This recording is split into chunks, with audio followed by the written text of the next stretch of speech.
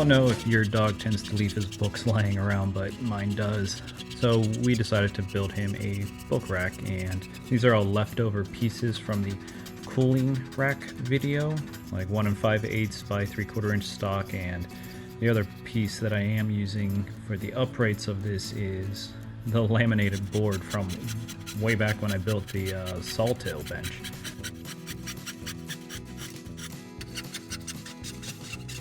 It's about 6 inches deep. The end boards are about 2 inches high. The railings are, doesn't matter how long the railings are really, it's as long as you need. And the uprights were probably 6.5 inches. While everything is still square, I went in and made the mortise and tenons, the mortises being on the end pieces, the tenons being on the 2 long rails. As long as your chisel is sharp, it's a pretty easy and fast process.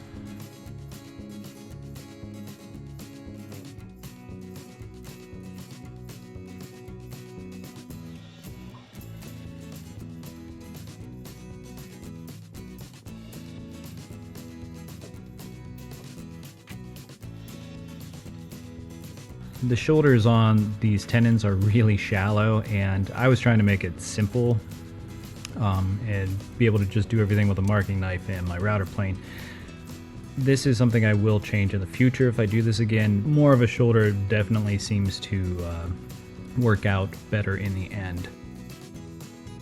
I made all the mortises 1.25 inches wide, but somehow I made the one only 1 inch wide, so I had to go back and fix that.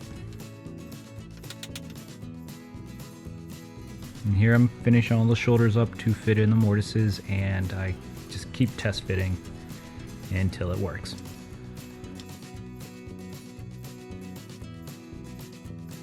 So I wasn't real sure what shape to make the uprights, so I just went with a rounded over top, drew it out with a compass, and got rid of most of it with the coping saw, and smoothed it out with a couple different spoke shaves and some files.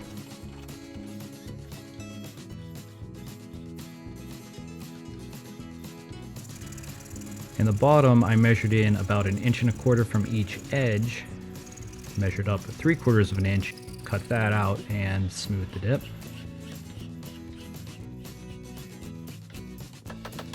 Then I started rounding over all the edges. It doesn't really hold wood pieces too well, but it was holding books okay.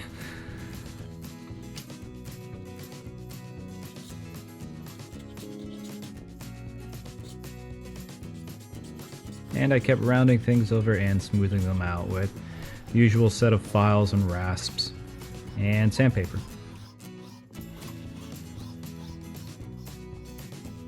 I suspect the air was getting to my camera.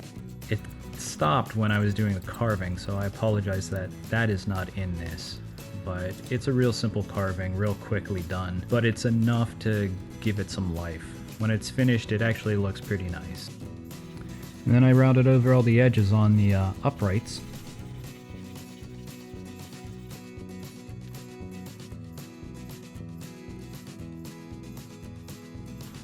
I did cut little kerfs in the end of the tenons for wedges. I made little wedges and I hammered those suckers in. Now this worked out pretty well, except for I've never done this joint before, so I kind of screwed them up. I was splitting out the main part of the rails in a few places, so that I need to work on that joint a lot. But I cleaned it up with a chisel and a hand plane.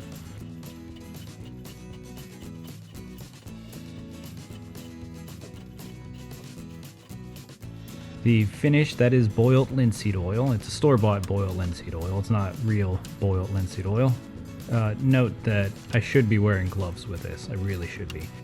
And this is a magic trick of how I apply my shellac / boiled linseed oil to my stuff. This is my French polishing-ish technique.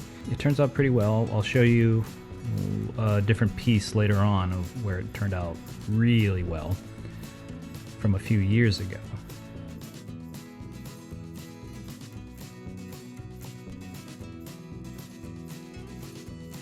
And I use some steel wool to smooth it out, and put it together, checked it out.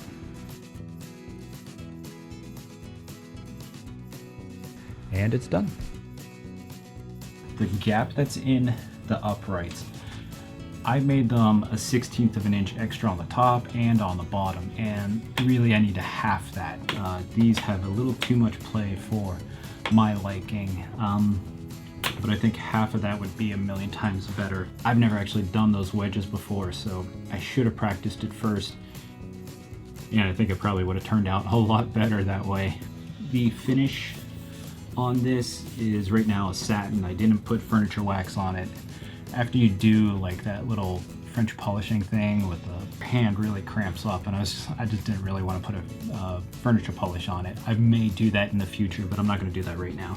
As odd as this sounds, it is a 1 pound cut of shellac, a third of that, a third denatured alcohol, which just means it's a really thinned out shellac, and the last third is Boil Linseed Oil. And this is a product that wood turners use to finish a lot of things. It's a nice French polish style technique. I turned this for my wife for her birthday a long time ago, a few years ago, and it's that same finish. It's just a lot more coats on it, and it looks like glass. Granted, this is on a lathe that you finish this, so you're really burnishing the finish into it. And with that said, please subscribe so you don't miss any of those projects coming up. Please leave a like to give me some motivation. Leave some comments to get a conversation started, or if you have any questions or suggestions for how to not screw that up, how you not screw that up. Thanks guys, hope you have a good week.